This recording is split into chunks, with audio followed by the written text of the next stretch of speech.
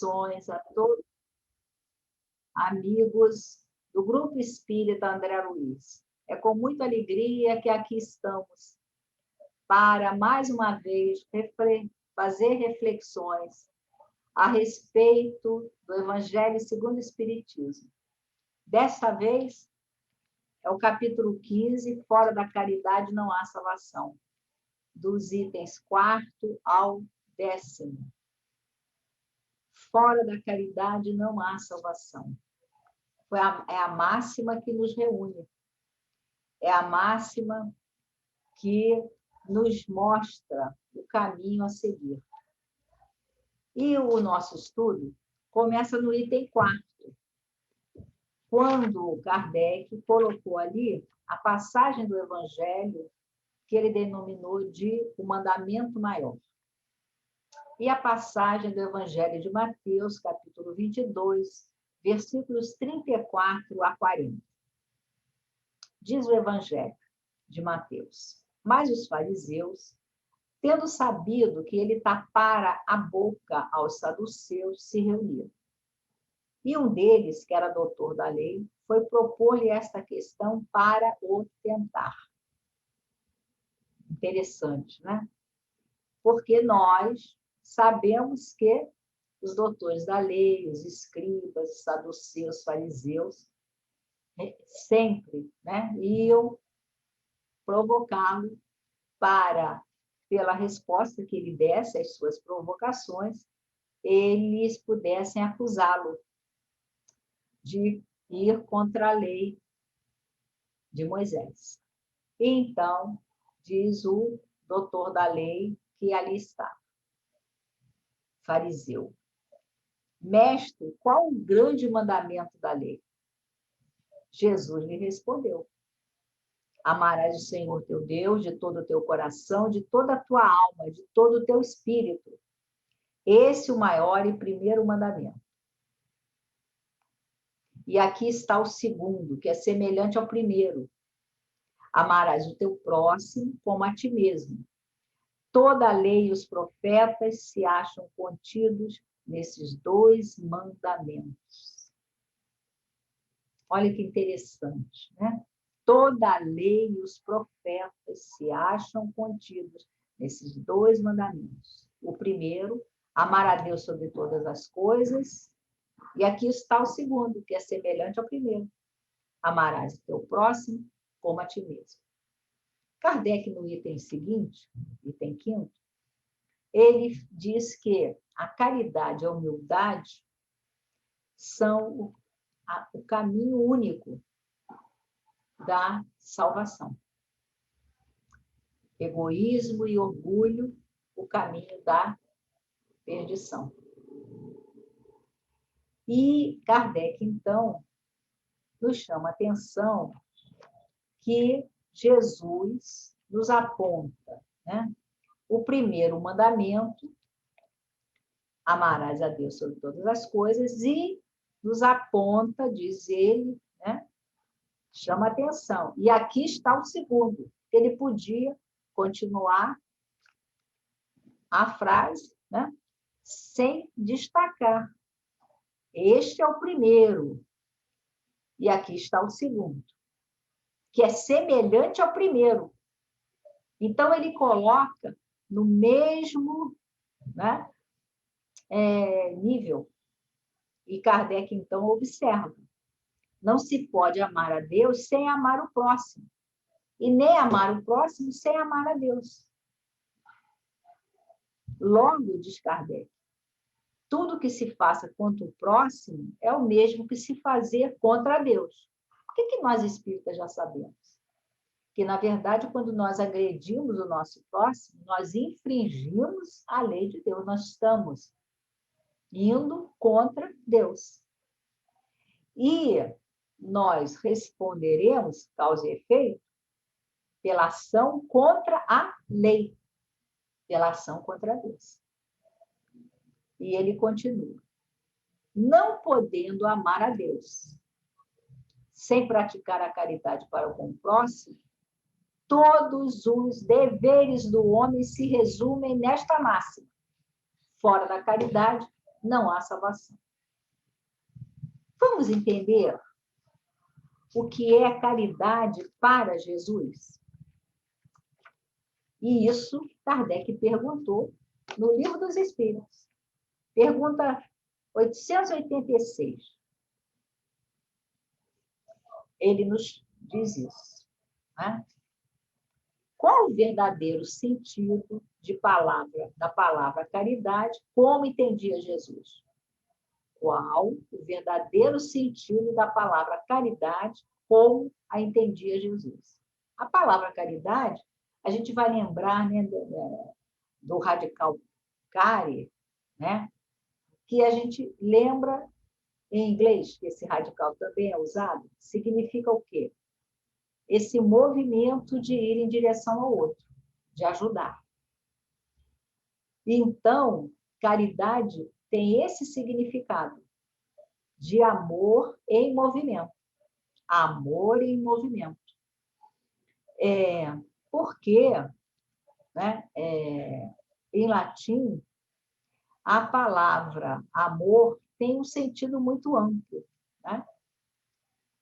E nós usamos a palavra, né, amor no sentido dos mais diferentes sentidos.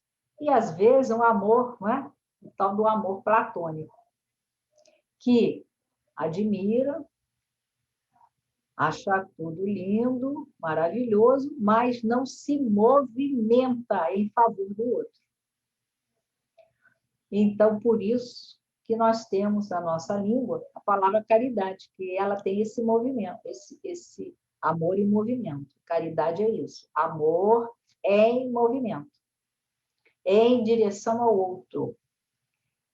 O outro, como diz a Joana, é a nossa escada de ascensão. É a nossa escada de ascensão para chegar a Deus. Então, vamos ver qual é a resposta? Qual o verdadeiro sentido da palavra caridade? Como a entendia Jesus? Benevolência para com todos, indulgência para as imperfeições dos outros e perdão das ofensas. É o conhecido BIP, né? BIP.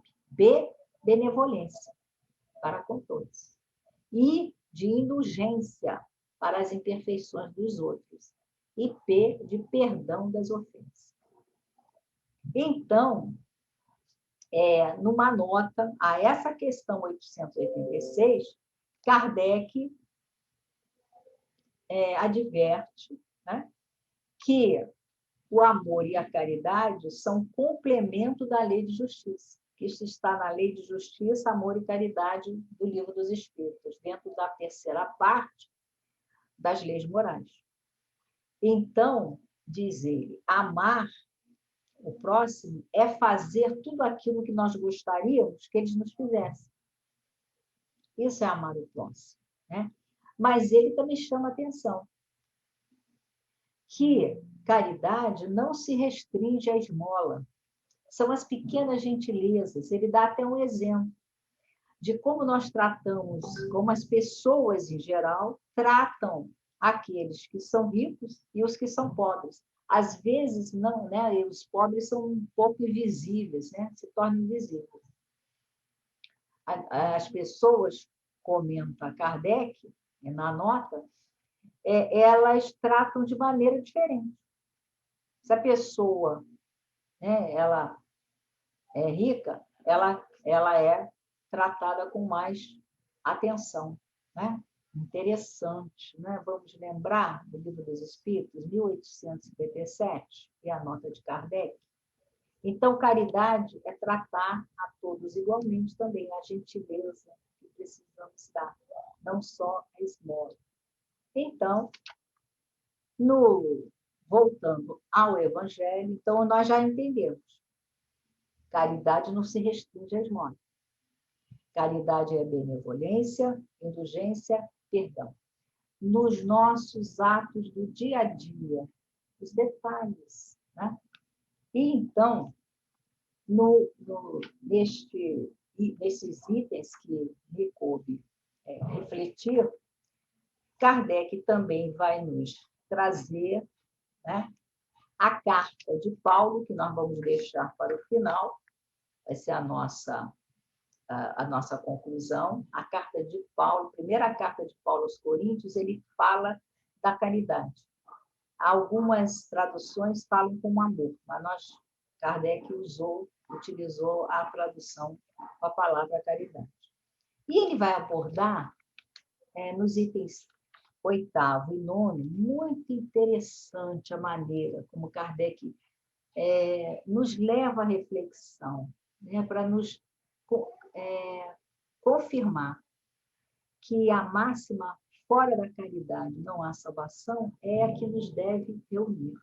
Então, ele cita duas máximas utilizadas, né, que nós ouvimos. Fora da igreja não há salvação e fora da verdade não há salvação. E ele vai refletir, nos trazer algumas reflexões bem interessantes. Qual a diferença entre fora da igreja não há salvação, é a primeira abordagem que ele faz, do fora da caridade não há salvação? Aí ele diz, o fora da igreja particulariza, separa, afasta um irmão de outro irmão. Ele cria um dogma particular. Quem não fizer parte daquela igreja, daquela seita, daquela crença, está fora. Fora aqui, né, na Terra, e fora depois. Porque estará condenado, fora da igreja não há salvação, então, e cada um, né, achar que a sua igreja é fora da sua igreja. Então, Kardec diz que essa máxima separa os filhos de Deus, coloca o irmão contra o outro irmão, alimenta sectarismo, faz com que irmãos se persigam mutuamente. E ele fala da separação de pai e filho. É um dogma doutrinário contrário aos ensinamentos do Cristo e do Evangelho. E, a seguir, ele vai nos falar da outra máxima. Fora da verdade, não há salvação. Fora da verdade, não há salvação. E aí ele, fora da verdade não há salvação, é semelhante a fora da igreja não há salvação. Mas aí cada um acha que verdade é a sua verdade. Qual a reflexão que ele faz? O que é a verdade? Vocês lembram de Pilatos perguntando para Jesus o que é a verdade? E Jesus deixou Pilatos enculpado. Então, Kardec comenta, né?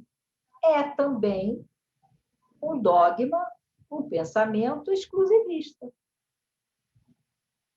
Pois não há nenhuma seita que não diga que tem o privilégio da verdade. E a verdade absoluta, diz Kardec, é apenas de Deus e dos espíritos mais esclarecidos, já de uma estirpe superior, né? De uma categoria mais elevada. A humanidade, né, ainda não é dona da verdade. Ela não sabe tudo. Ela só conhece parcelas, né, partes da verdade. Então, também não é uma máxima, né, que a gente deva aceitar. Por quê? Se Deus, diz Kardec, houvesse feito da verdade uma condição para a felicidade, ele teria proscrito, então, a humanidade, porque a humanidade não é detentora da verdade. Porque não tem a verdade toda, não tem a verdade absoluta. Isso nos leva a quê? Nos leva a fora da caridade não há salvação, porque a caridade todos podem praticar. todos podem praticar. Então, ele nos fala, termina esse item 9, falando do que o Espiritismo, então, nos oferece. O Espiritismo, de acordo com o Evangelho, admitindo a salvação para todos, independente de qualquer crença, contanto que a lei de Deus seja observada, não diz, fora do Espiritismo não há salvação. E como não pretende ensinar ainda toda a verdade, porque os Espíritos disseram a Kardec que ainda não conhecemos toda a verdade, quando nós vamos ao Livro dos Espíritos, os Espíritos dizem, né, que a verdade é nos revelada paulatinamente, à medida que o homem foi evoluindo, ele foi tendo, né, revelações.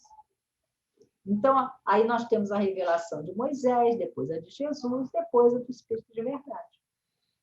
Então, é paulatina, né? As revelações são paulatinas. Nós vamos nos inteirando da verdade à medida que nós vamos evoluindo. Então, Kardec diz, olha, o Espiritismo também não diz, fora da verdade não há salvação, porque esta máxima separaria em vez de unir e perpetuaria os antagonismos. Então, o Espiritismo, o que nos traz?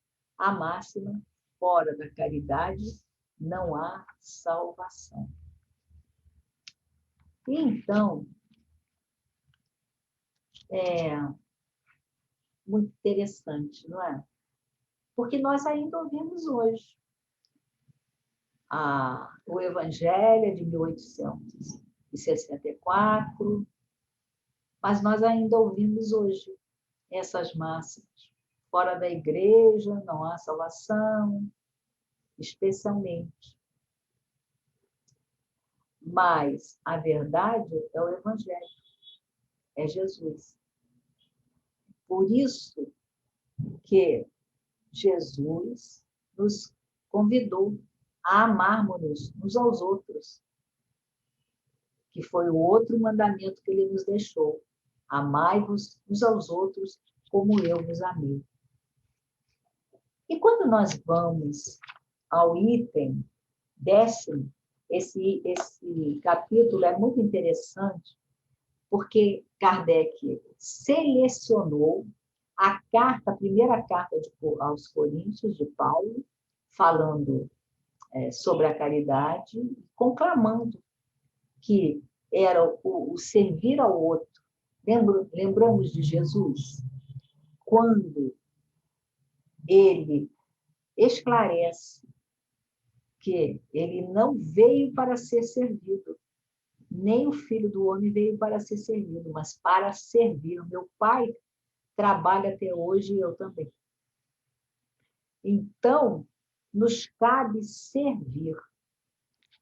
Caio Baschutel, no livro Parábolas e Ensinos de Jesus, estudando o grande mandamento, esse mandamento maior, que abre o nosso estudo de hoje, ele nos lembra que nós temos deveres, ele coloca como deveres do espírita. Quais os deveres do espírita perante a lei? Então, ele diz, nós temos, primeiro, dever com Deus.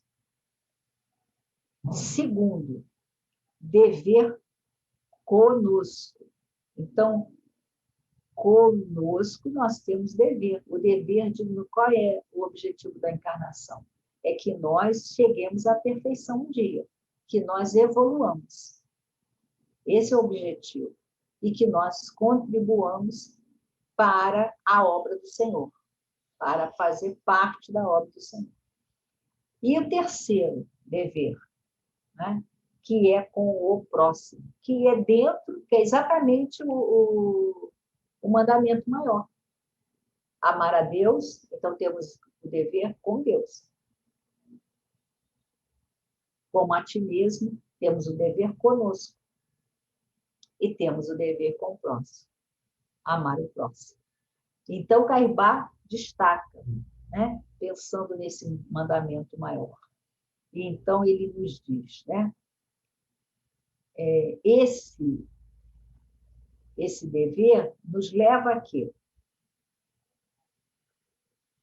A ninguém pode dar o que não tem. Ninguém pode dar, e se amar o próximo é o fora da caridade não há salvação. Ninguém, e aí ele comenta, ninguém pode dar, amar o próximo. Eu vou em direção a ele. O que ele precisa? O que ele necessita? Um sorriso? Um aperto de mão? Um abraço? Que agora nós estamos tolhidos, os nossos abraços têm sido virtuais, mas também está valendo abraço virtual. Às vezes um telefonema, uma mensagem no WhatsApp, um áudio, ouvir a voz. Como tem sido alentador ouvir as vozes de nossos amigos, de nossos familiares, dos nossos amores. Tudo isso está dentro desse amar. Então, Carimbá Chuta nos diz que ninguém dá o que não tem. Mas Emmanuel nos lembra que nós só possuímos o que damos. Nós, em geral, nós achamos que quando damos, nós perdemos, é isso? Mas não. E cada vez que nós estendemos as mãos, nós damos, doamos, aquela doação, aquilo que nós demos, passa a fazer parte do nosso patrimônio espiritual. Então, ele diz, ninguém pode dar o que não tem, mas é fora de dúvida que devemos dar a Deus tudo o que temos. E é disso que depende a nossa felicidade futura.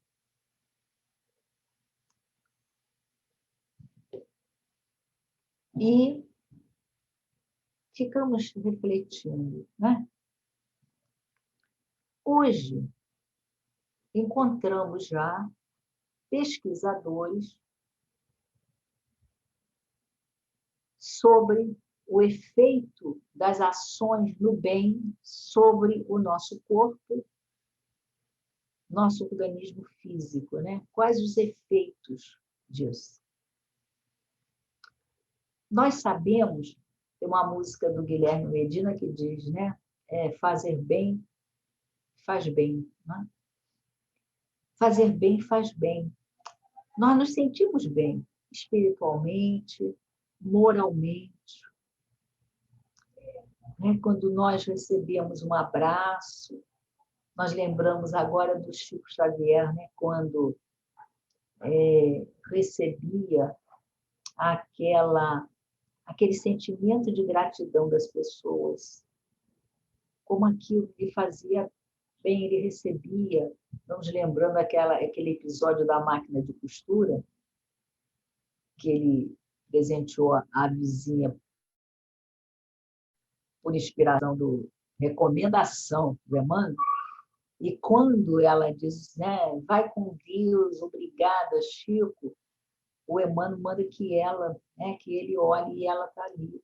Né, aquela gratidão ali, ele recebendo a gratidão dela. E desfazia, né, as nuvens da mágoa que ele estava incomodando. Então, nós nos sentimos muito bem. E a outra pessoa nem precisa agradecer. Nem precisa agradecer. Quando nós, né, estendemos as mãos, sabemos que foi bom para a outra pessoa, nós nos sentimos bem, felizes. Nos dá uma sensação de bem-estar. E aí, agora, né, há já há bastante décadas, existem aqueles que se interessaram em pesquisar os efeitos da caridade no organismo físico nosso. E nós vivemos uma época privilegiada, que é a dos aparelhos, né, de imagem. E foi pelos aparelhos de imagem que os pesquisadores descobriram os efeitos dos atos de generosidade, dos atos do bem, sobre o nosso cérebro. Nós sabemos o quê? Que o nosso cérebro, né, o nosso córtex, ele é dividido por áreas, e cada área é responsável por um pela audição, o outro pela visão, o outro pela coordenação motora, né, o outro pelo automatismo nosso. Então, nós sabemos que o cérebro tem essas áreas. Né? E existe a área dedicada a esse sentimento de recompensa, quando nós nos sentimos recompensados. Nos dá uma alegria, nos dá um prazer de nós termos realizado um feito. Né? E é a mesma coisa quando nós nos alimentamos, nos sentimos saciados. Toda essa área, né, é afetada quando nós fazemos uma ação. E quem pesquisou isso, houve vários pesquisadores, mas nós temos um pesquisador brasileiro, que é o Jorge Moll, que é presidente do Instituto DOR de Pesquisas, Instituto DOR de Pesquisas. E ele pesquisou a respeito dos efeitos da ação do bem sobre o cérebro. Então, o que isso nos faz? Essa sensação de bem-estar, né, de dever cumprido, vai nos levar a uma imunidade maior. Aí são outros pesquisadores nos trazendo isso. Vai fazer com que o nosso,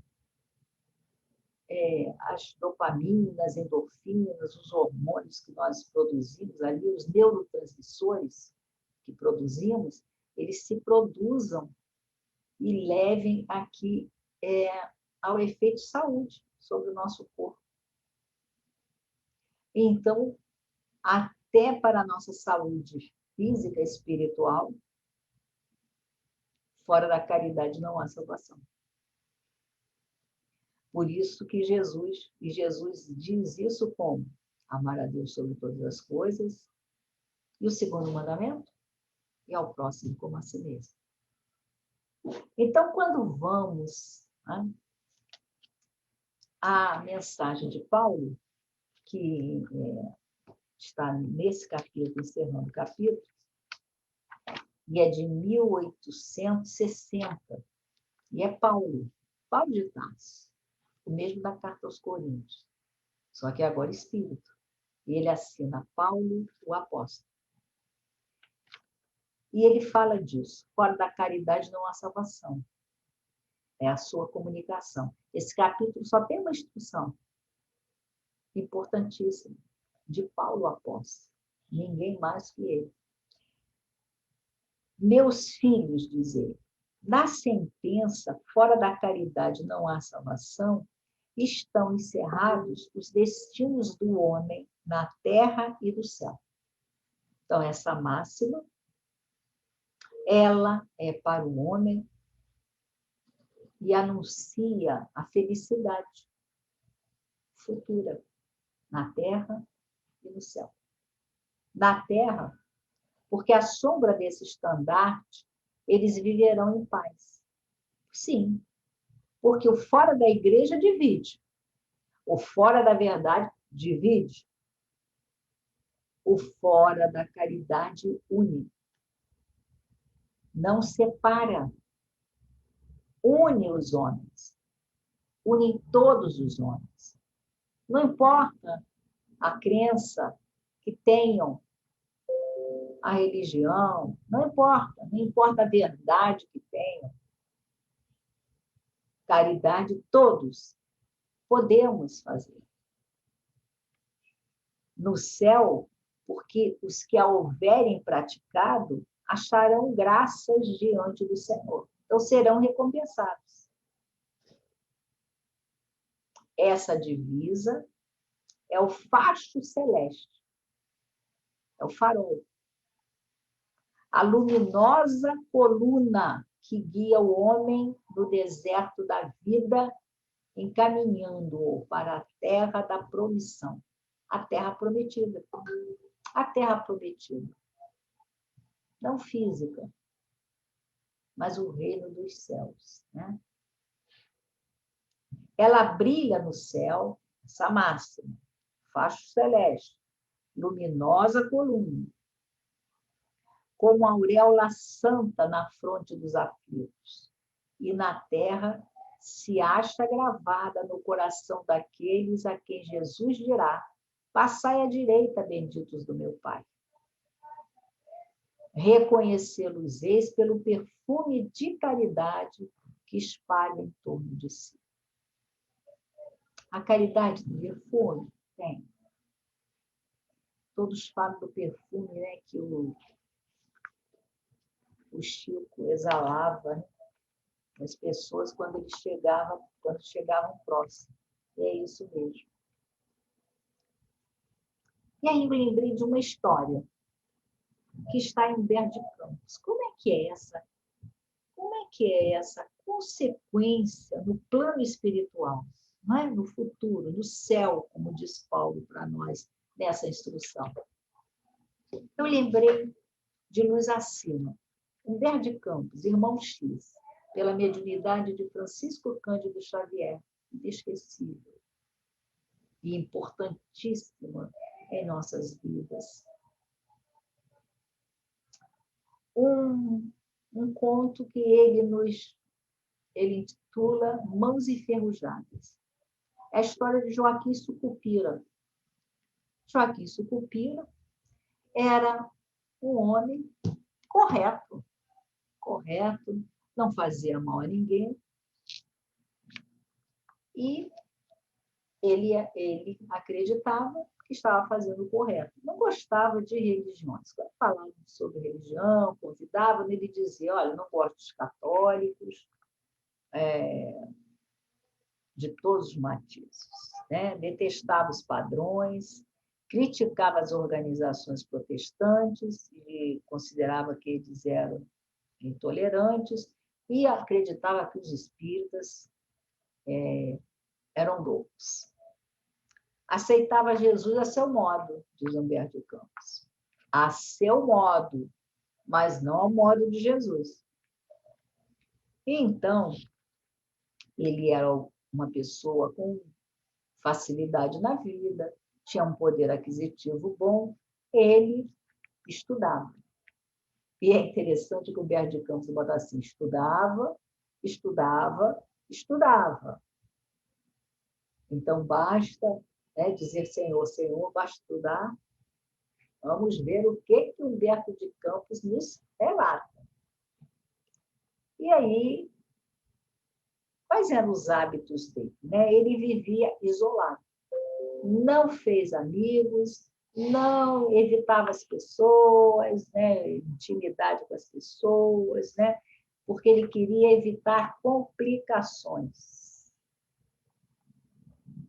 E aí ele admitia, né, que as pessoas podiam incomodar, ele não queria ser incomodado e ele não queria incomodar. Né? Dava aos familiares, ele, para não ser incomodado, ele dava aos familiares tudo que eles queriam, que era exatamente não se aborrecer.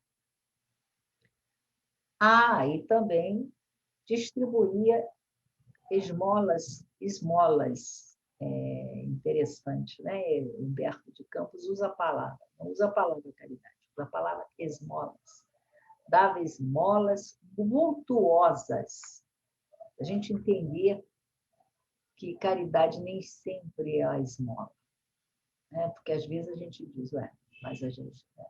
Não que a gente não deva fazer quando a pessoa precisa, mas não é isso. A carta de Paulo é muito esclarecedora quanto a isso, né? Então, ele dava para que as pessoas não batessem na porta dele. Naquela época era possível que nós morávamos em casa, né? Não batesse a porta dele para pedir ajuda. Então, ele já dava bastante, né? Diz ele, quantias, esmolas vultuosas, de grande vulto, né? E se afastava do mundo porque ele não queria pecar. Então, ele não queria contato com as pessoas para não pecar. Não seria, os amigos perguntavam, não seria o Joaquim o perfeito religioso? É? Assim ele era considerado e desencarnou um dia, como todos, um dia todos vamos morrer, né? Joaquim Sucupira também. Ele se viu no plano espiritual, né? E numa situação ele percebeu que as pessoas que ali estavam não percebiam a presença dele. Eram espíritos como ele se dirigia, eles não reagiam, como se não estivesse ouvindo, como se não estivesse percebendo a sua presença. E ele tentou, e ele via que eles conversavam uns com os outros, às vezes segredavam algum segredinho ali, né? Falavam no ouvido. Ele percebia que eles tinham um relacionamento, mas quando ele se aproximava e falava alguma coisa, era como se nada estivesse acontecendo, porque não havia reação dos espíritos. E aquilo, né, ele foi ficando pensativo a respeito daquilo, né? E ele se dirigiu, então, àqueles espíritos que ele considerou que eram superiores, mas eles também não o atendiam. Ele percebeu que conseguia ver, andar, ouvir e pensar. Mas ele se deu conta de que ele não movimentava os braços e as mãos. Os braços e as mãos mantinham-se inertes. E Humberto de Campos faz o seguinte comentário, né? Eles semelhavam-se a antenas de mármore. Imaginamos, eles ficavam ao lado do corpo, né? Lateralmente, não se movimentavam e estavam petrificados. Mais adiante ele vai dizer, petrificados, de mármore. Bem, e aí ele procurou se alimentar. Quando ele queria se alimentar, ou matar a sede ou a fome, então nós vimos que ele estava bem próximo às sensações materiais, ainda. Ele tinha que cair de bruços, porque ninguém percebia a necessidade dele, então ninguém o ajudava. Então ele tinha que se jogar de bruços para beber ou para se alimentar. Muito tempo suportara semelhante infortúnio, multiplicando apelos e lágrimas. Quando foi conduzido por uma entidade caridosa a um pequeno tribunal de socorro, que funcionava de tempos em tempos nas regiões inferiores onde vivia. O benfeitor, que desempenharia a função de juiz, selecionaria aqueles que iriam, né, seriam atendidos ou não. Depois de reunida ali aqueles que iriam participar, declarou que não contava com muito tempo, então que todos fossem breves, né? E que ali só viera para liquidar casos mais dolorosos e urgentes. Devotados companheiros do bem, relata Humberto, selecionavam a meia dúzia de sofredores que poderiam ser ouvidos, dentre os quais, por último, figurou Sucupira. Sucupira ainda ficou na fila de 6, ele era o último, a exibir os braços petrificados. Ele chorou, rogou, lamuriou-se. Quando pareceu disposto a fazer o relatório da vida dele, o espírito disse para ele assim: não, meu amigo, não vamos tratar da sua biografia, o tempo é curto. Vamos ao que interessa. Bem objetivo, né? Espírito superior é assim, vamos lembrar do Emmanuel e da Joana, né? Examinou detidamente e observou, passado alguns instantes. Sua maravilhosa acuidade mental demonstra que estudou muitíssimo. Vocês lembram lá do Humberto de Campos? Estudava, estudava, estudava. Estudou muitíssimo. E começou a interrogar.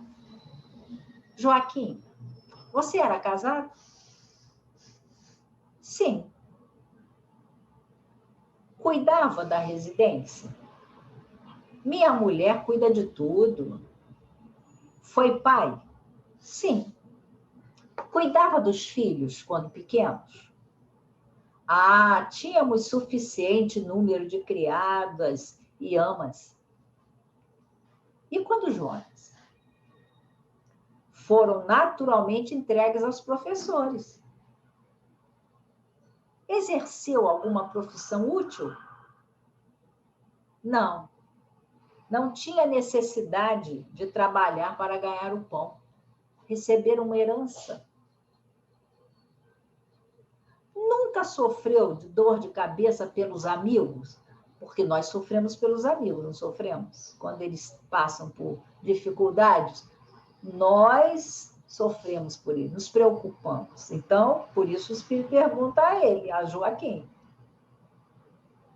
Nunca sofreu dor de cabeça pelos amigos? Sempre fugi receoso das amizades. Não queria prejudicar, nem ser prejudicado. O julgador interrompeu-se, refletiu longamente e prosseguiu. Você adotou alguma religião? Sim, eu era cristão. Ajudava os católicos? Não, detestava os sacerdotes.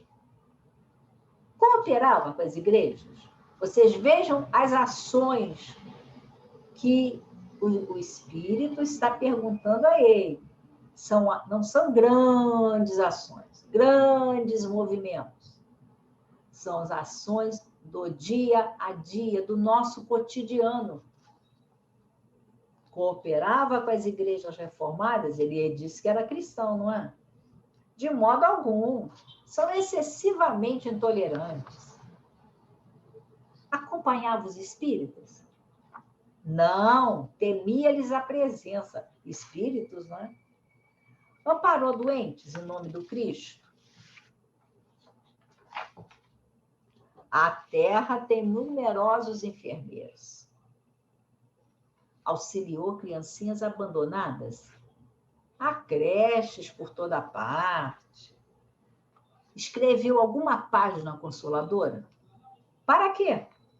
O mundo está cheio de livros e escritores. Utilizava o martelo, o pincel? Absolutamente. Socorreu animais domésticos? Não. Vocês vejam como o espírito está trazendo à consciência dele pequenas ações. Agradava-lhe cultivar a terra. Nunca plantou árvores benfeitoras? Também não. dedicou-se ao serviço de condução das águas, protegendo paisagens empobrecidas. Aquele serviço de irrigação, né? A Sucupira, e olhe a sutileza de Humberto de Campos, fez um gesto de desdém. Sucupira, aí nós vemos que o espírito, né? A consciência não despertou. O espírito está ali, falando do cotidiano de cada um de nós.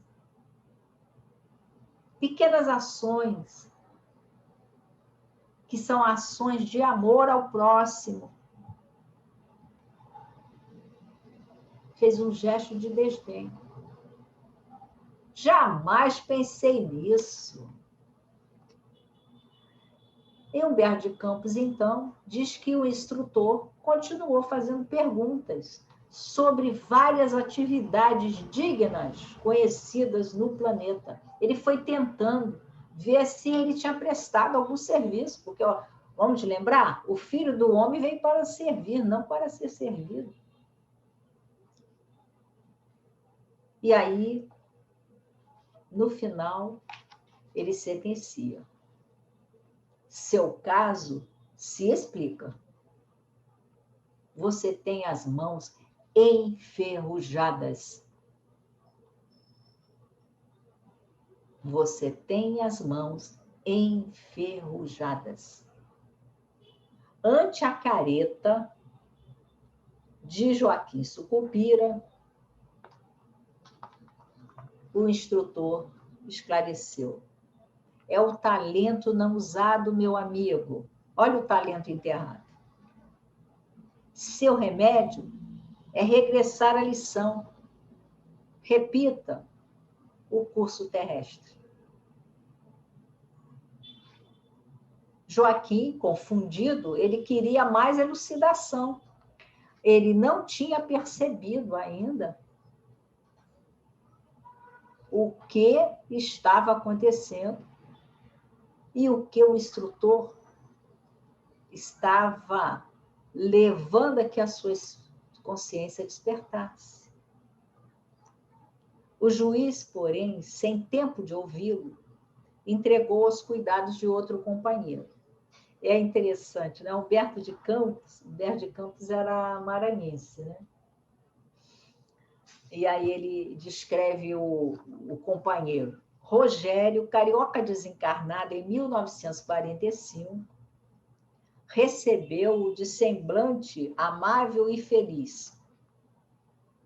Escutou as lamentações, ele continuou se lamentando, e convidou pacientemente. Vamos, Sucupira, você entrará na fila em breves dias. E o Sucupira, espantado, boquiaberto, fila? Fila? Sim, disse o alegre ajudante, na fila da reencarnação. E puxando o paralítico pelos ombros, aí Humberto de Campos bota, né, a caracterização que ele se apresenta. Paralítico. O paralítico concluía dizendo: o que você precisa, Joaquim, é de movimentação. O que é caridade? É movimentação. É movimentação dos nossos braços, das nossas mãos. Como estamos? Né? Como estamos?